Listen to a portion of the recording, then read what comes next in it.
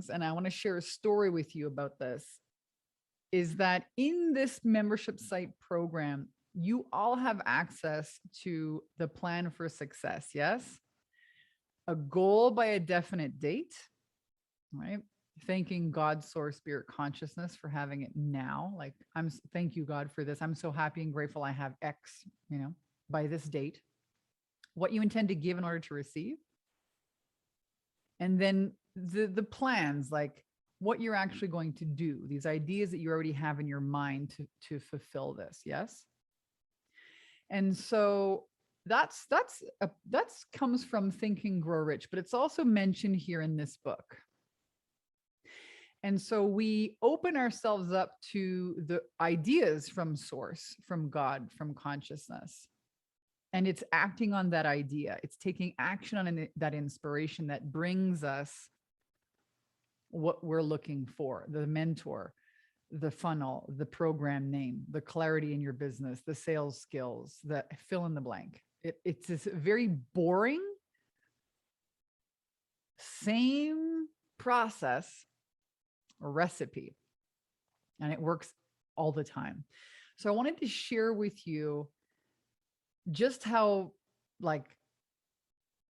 rad this is. So I have sold a house. I have a whole big garage full of furniture.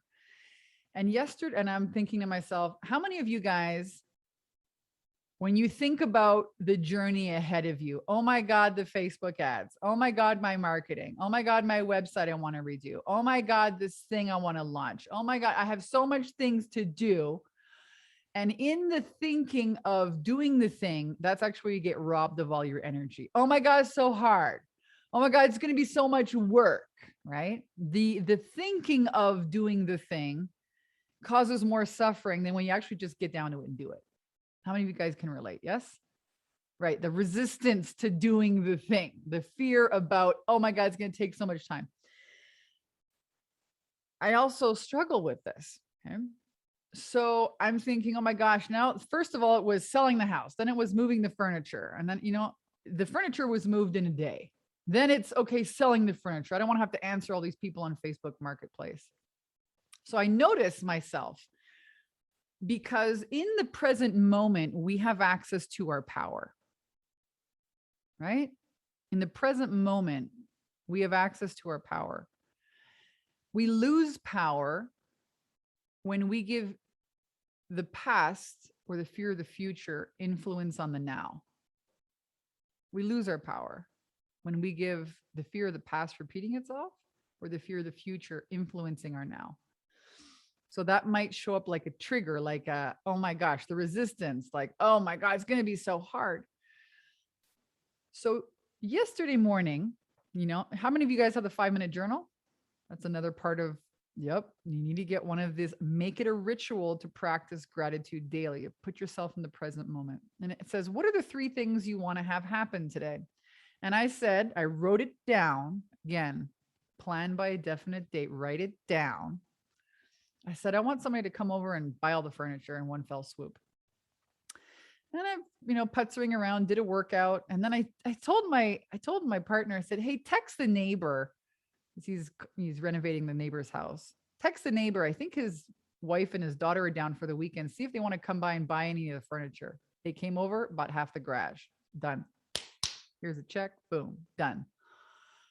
And I'm sitting here thinking, well, shit, that was easy. All I did was write it down. And then I followed the idea. I followed the inspiration, the intuition. Send that guy a text. So your intuition, or your connection to God's source, spirit, and your intuition is the fastest way to get to your goal. And it's not always, doesn't make sense, right? So a plan by a definite date, writing it down.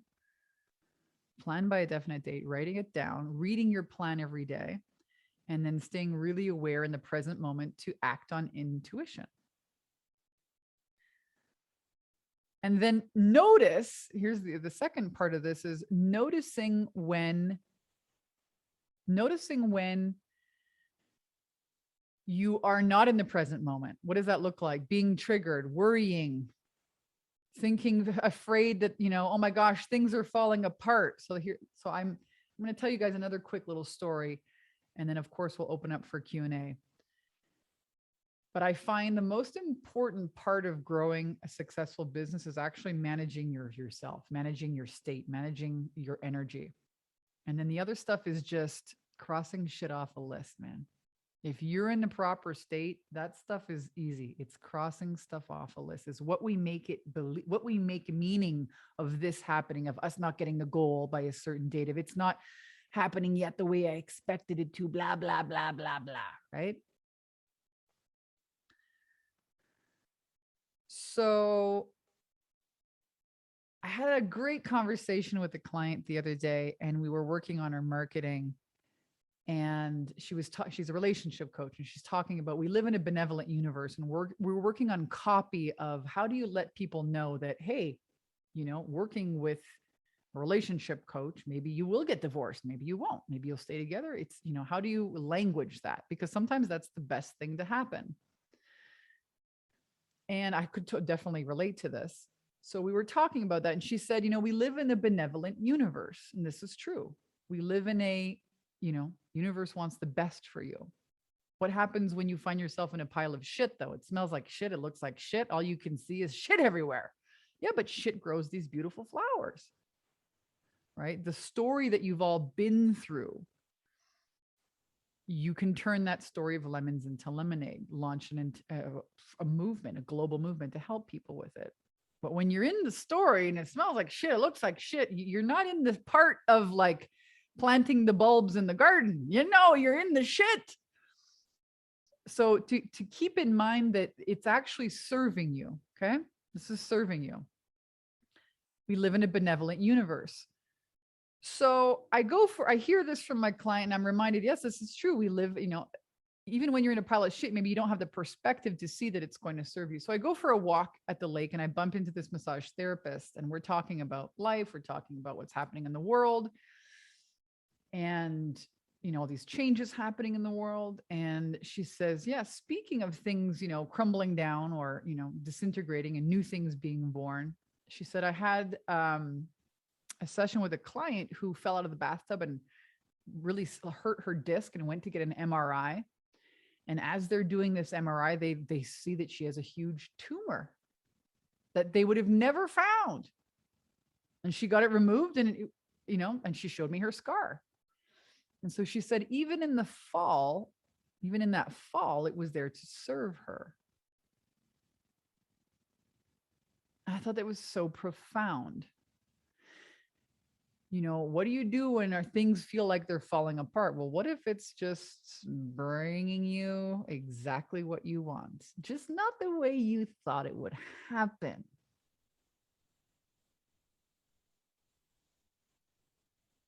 And so I've been reflecting a lot about this. The neighbors coming over to, buy the furniture. Do you know what they were most excited about? That I was selling a box of vases, because this woman had just cut flowers, and she wanted some vases. And I was like, yeah, sure. You can have them for $5, have the, vases, go for it. She was so excited about that. I was so excited that I wrote something down and it happened through something. So the neighbor came over. I mean, that was incredible. And then I shared the story with them of,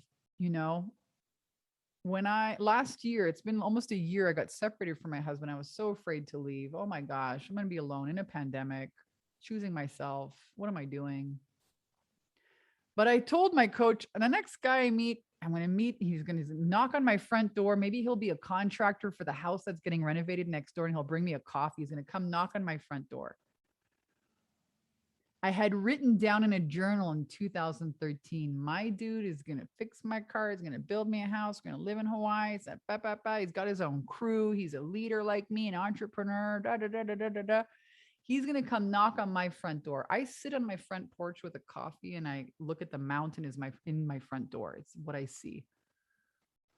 So I thought to myself, well, he'll be a contractor working next door. He'll come knock on my front door and give me a coffee. That's how I'll meet him.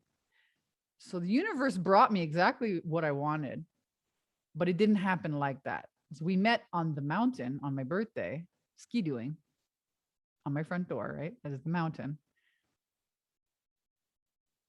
And then he met the neighbor in the summer and became the contractor, okay, of the house next door. Yeah. And so last week I was listening to this song by, how many of you guys know Fleetwood Mac? It's called Leather and Lace. It's a great song. And she's singing about being vulnerable. And then he gets on and he says, I knew that when I walked into your house, I would never want to leave. And the first time I got separated, I was really into that song and listening to it. And I heard it again just last week. I started crying because when I met my partner, he showed up at the house and he didn't want to leave. So he didn't, so we got to stay in that room for a while, like just a little bit, too fast for me. You sleep over there, a couple weeks. But it's so wild how the universe wants to give you exactly what you want, only it doesn't happen the way you think it's going to happen. So how do we stay in this trusting space, knowing that maybe as things are falling apart or things are leaving or the old is dying, that we will get exactly what we want and even better by remembering that we live in a benevolent universe. Even in the fall, life is showing us, how can it get rid of things to bring us what we want? But we can't see it, right? All we see is shit. Oh my God, there's shit everywhere. We don't see, we don't see that it's really preparing us for harvesting some beautiful flowers.